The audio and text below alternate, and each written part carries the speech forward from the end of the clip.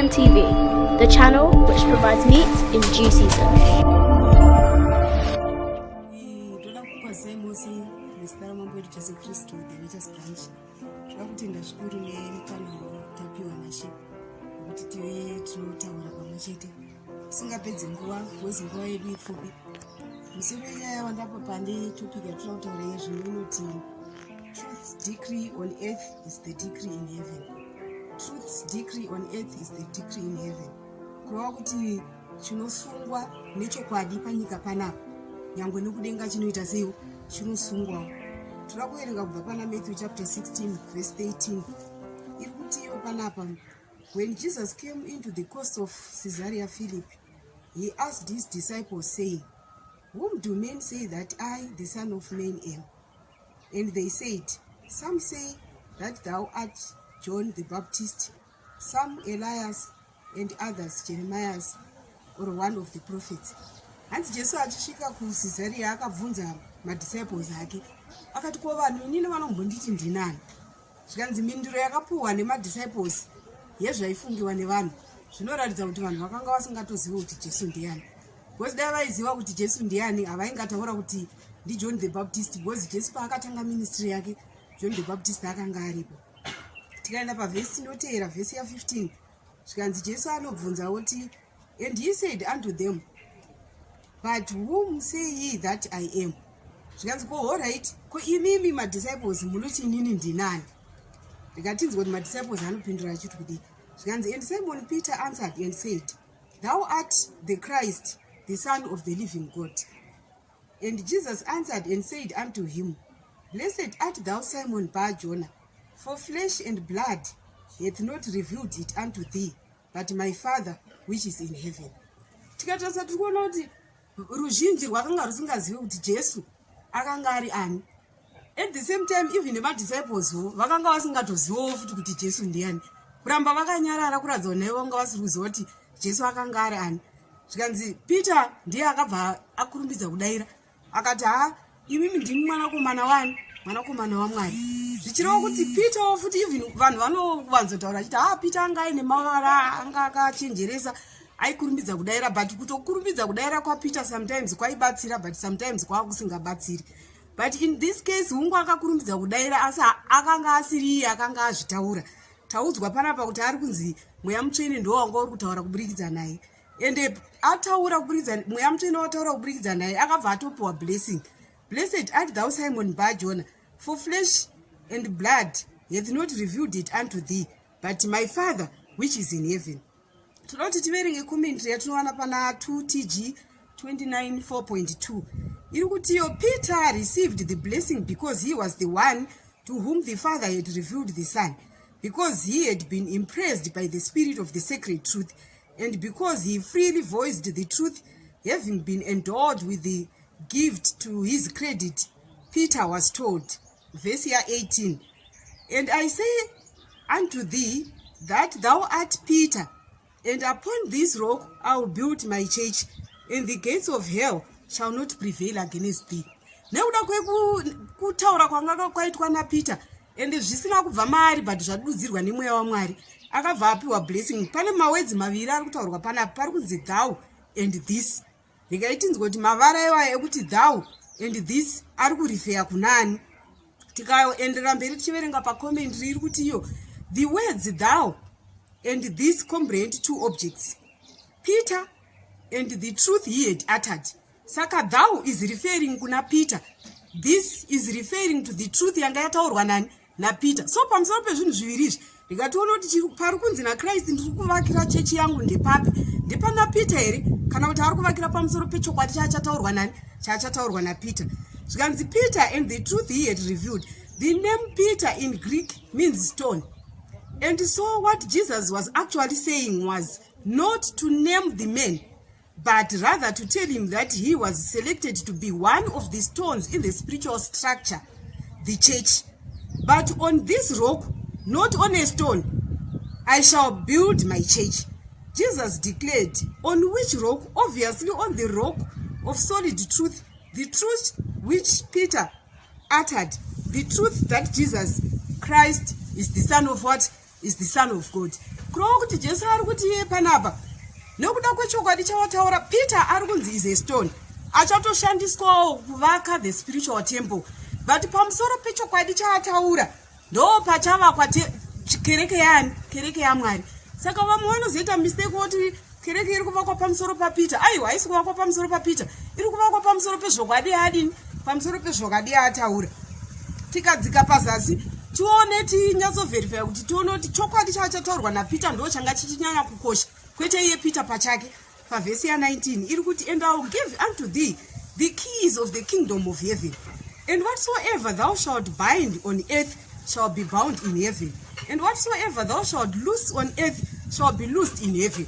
Kuroti ukana ukafamba nechokwadi pari kunzi panapa chese chawachasunga panyika pano, chese chamuchasunga panyika pano, in truth it shall also be bound where in heaven. But kana ukasunga pasina zvokwadi, nedenga harita sewo, nedenga harisungi, tikagara pasi tikawirirana isusu kuti ngatitei kana musangano wedu wematumba mumwedzi waJuly, kana kuti mumwedzi waJune, mumwedzi waApril, kana kuti mumwedzi waAugust, just because ndo pane vana pavakavhara zvikoro, just because vanhu havasi kuenda kumabasa nokuti pane holiday heroes. Kana pasina truth ipapa kurova kuti hazviita seizvozvo izvo, dedenga harisungi izvozvo, but richangosunga chete panenge pataurwa chokwadi. Saka the truth's decree on earth is the truth's decree where in heaven. That is kana pachinge tasunga mu that says the Lord, then nedenga rinodini respecta urobva rasungawo. Tikadzika pazasi pari kunzipo pavhesi ya21, from that same time forth began Jesus to shew unto his disciples how that he must go unto Jerusalem and suffer many things of the elders and chief priests and scribes, and be killed and be raised again the third day. Then Peter took him and began to rebuke him, saying, Be it far from thee, Lord, this shall not be unto thee. But he turned and said unto Peter, Get thee behind me, Satan. Thou art an offense unto me, for thou severest not the things that be of God, but those things that be of men. Muri kuona kuti chiri kukosha panapa ndezvatataura zviya tikati chiri kukosha is the truth yatinenge taita ata ndo Mwari ari kutaura ndo yaachashandisa kuvaka kereke yake. Peter panapa pekutanga ambonzi you are blessed, wakaropafadzwa nokuti mweya waMwari wakutaurira, but the same Peter futi paakutaura zvisinei nechokwadi chaMwari akutopiwa zita rekunzani, rekunzi Satan. Get behind me, Satan.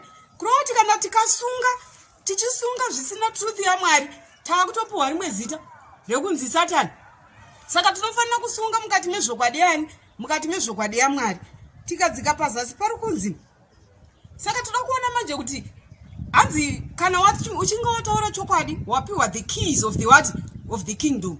Kuroti the truth is the what, is the key of the what, of the kingdom. Kuroti vese vachafamba nechokwadi chaMwari vachapiwa makeys of the kingdom. Saka mubvunzo watoda kuona manje ezvinezvi ndewokuti makeys aya taona kuti ari kupiwa kuna Peter, akatanga naPeter here kana kuti kune vamwewo before Peter vakambopiwawo makeys iwayo, kana kuti akaperera pamadisciples here pari pana naPeter, kana kuti kune vamwe futi pamberi paPeter vakazoita seivo vakazopiwawo makeys mamwe chete iwayo. Tikadzoka kumashure tiri kuona kuti kutanga kunguva ye-antediluvian world Noah akapiwawo makeys iwayo akanga apiwa kuna Peter, akadeclare kuti mvura ichanaya vese vasiri kuzopinda muaki shall perish vari kunze kweaki, zvikaita saizvozvo. Toona Abraham akapiwa futi makeys iwayo, akadeclare iye kuti achikumbira pamwe chete nengirozi dziya kuti zvino kana mukaona muSodom muine vanhu 5 vari righteous munodestroy here, achiitira kuseva Lot, and Lot was saved.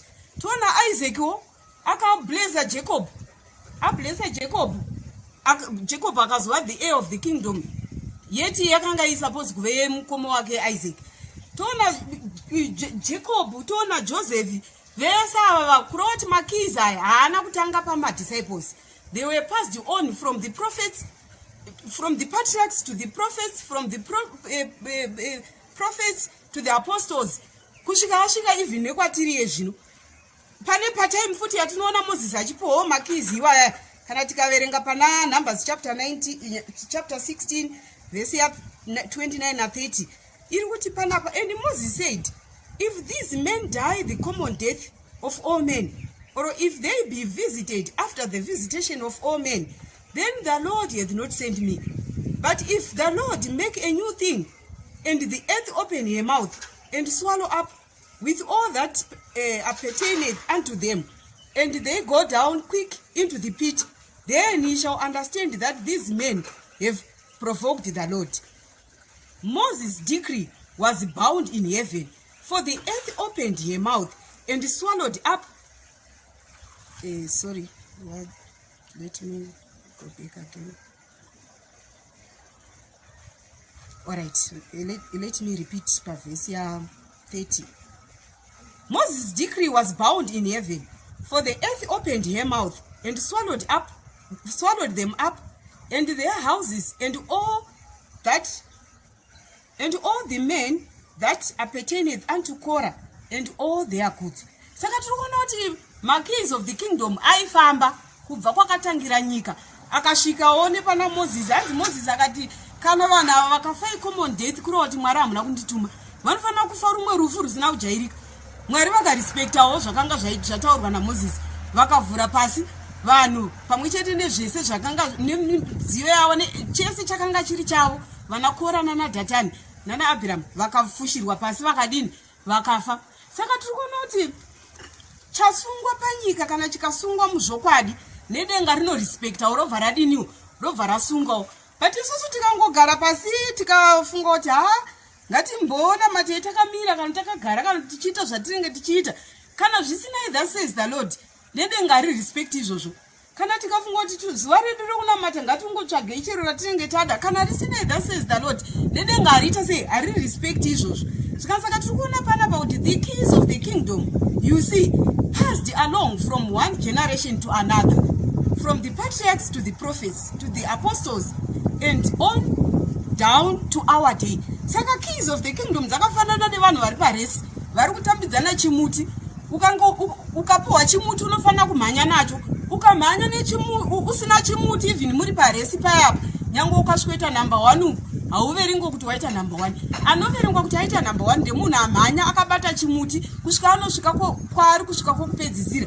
Waanenge atambidza chimuti ane juti rekumhanya achienda mberi nechimuti chaanenge apiwa chiya. Zvichireva izvo kuti the keys of the kingdom tiri kuona dzasvika pamaapostles, dzabva pamaapostles. Saka zvinotaura kuona kuti saka dzabva kumaapostles dzakaramba dzichienda mberi dzikaenda kunana Luther, dzikabva kunana Luther dzikaenda kunana William Miller, dzikabva kunana William Miller dzikaenda kunana Sister White. Saka zvinongatimboda kuona kuti dzaapapi chaipo idzi dzinonzi keys of the kingdom idzi. Chokwadi chaMwari ichi chiri kumuvha, pachiri kumuvha chaapapi zvino. Toda kuverenga pana writings page 277.1 iri kuti iyo panapa, I saw angels hurrying to and fro in heaven, descending to the earth and again ascending to heaven, preparing for the fulfillment of some important event.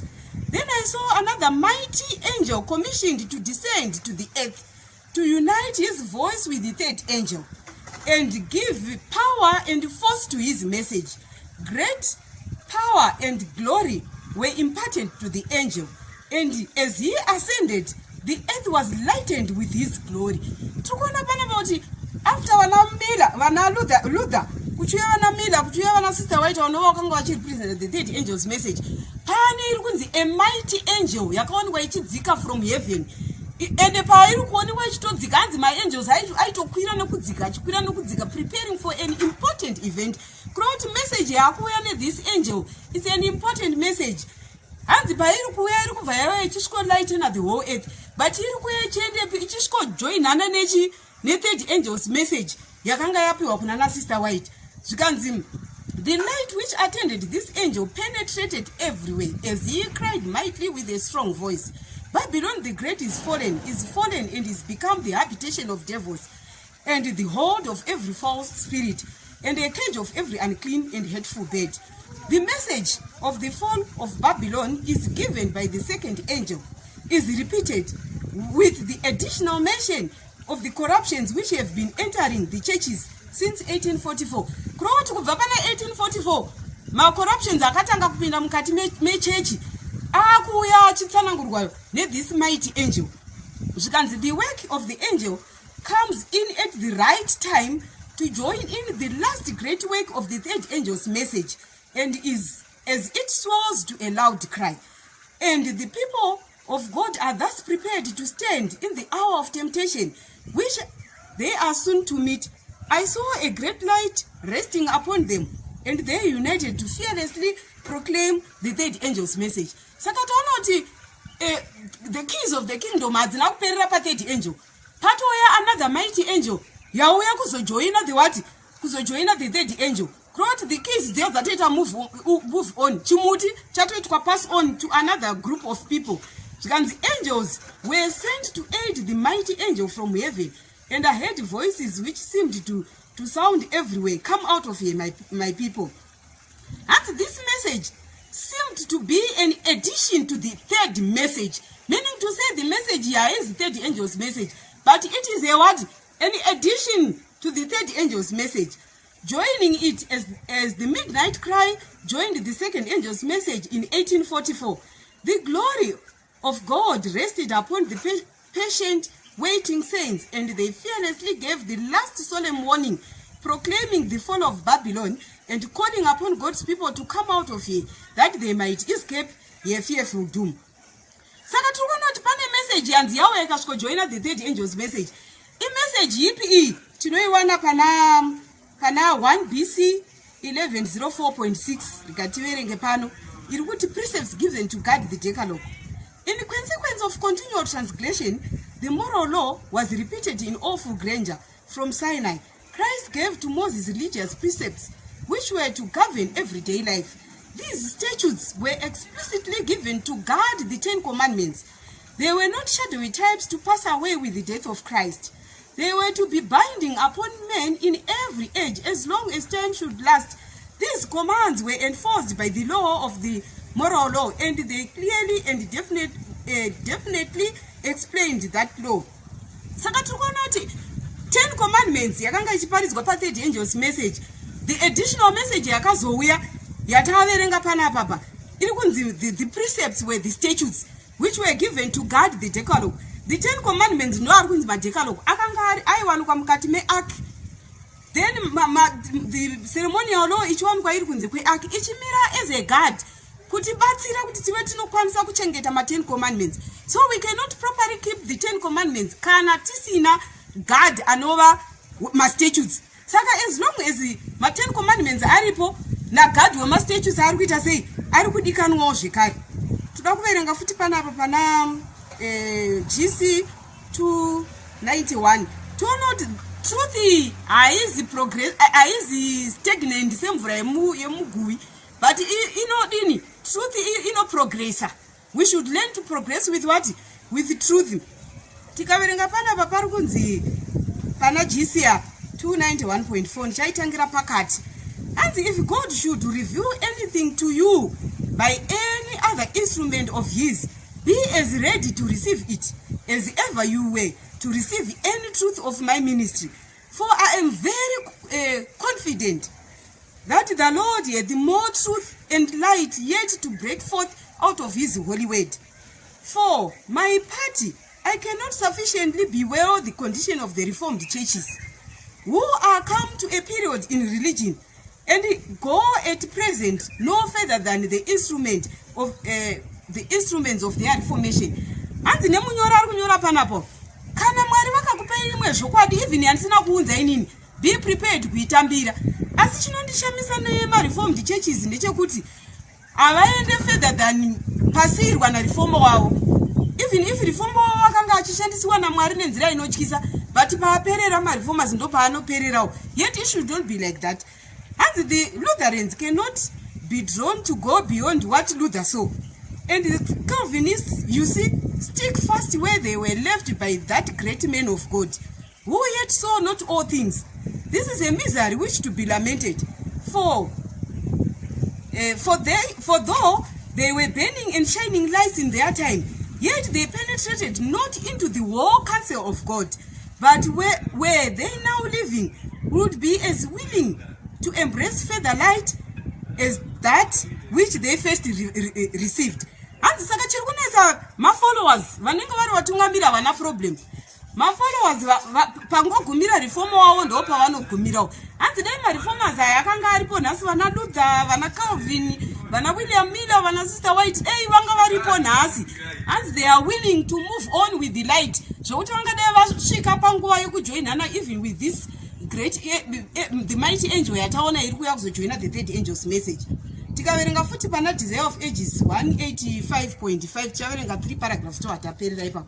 Iri kuti iyo panapa John had been called to lead out as a reformer, John the Baptist.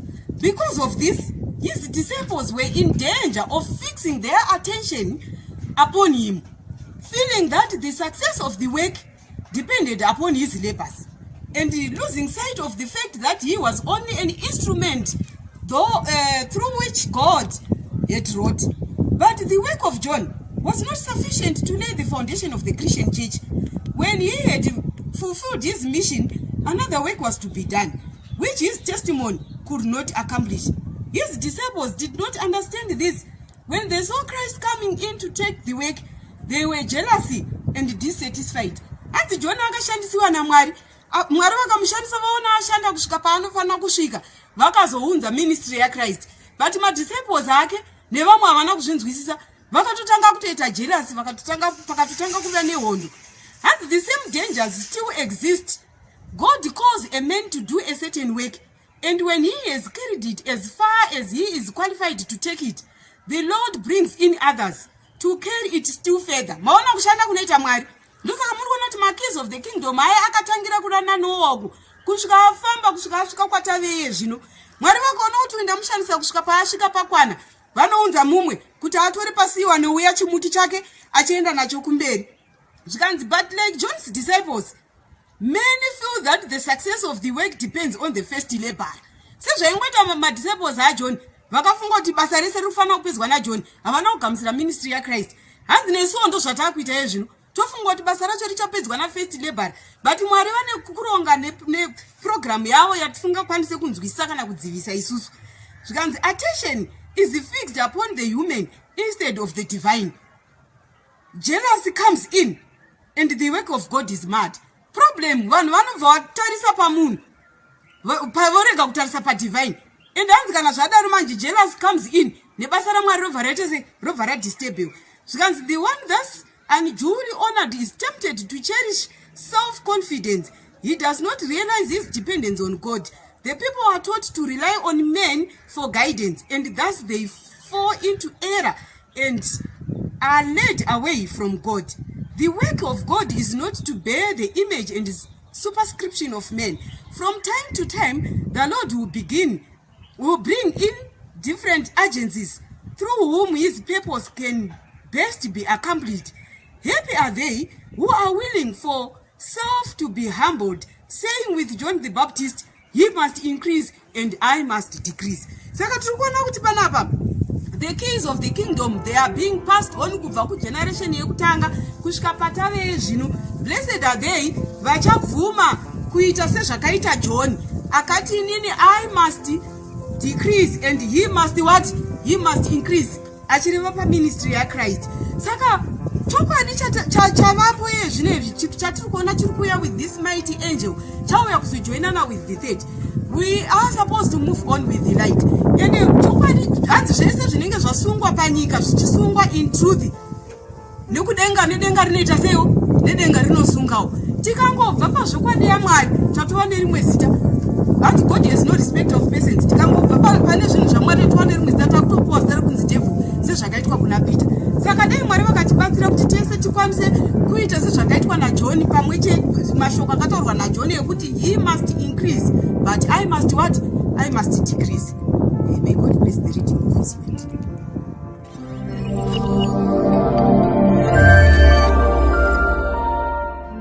In the afternoon, we are going to be joined by Pastor Dube, who's going to give us another study entitled The Judgment of the Living versus the Idols That Speak. Interesting topic. Come in, join in, and let's dig more into God's word and into the mind of truth, and fortify ourselves so that we might be able to stand. I'd like to wish everyone a blessed Sabbath. God bless you all.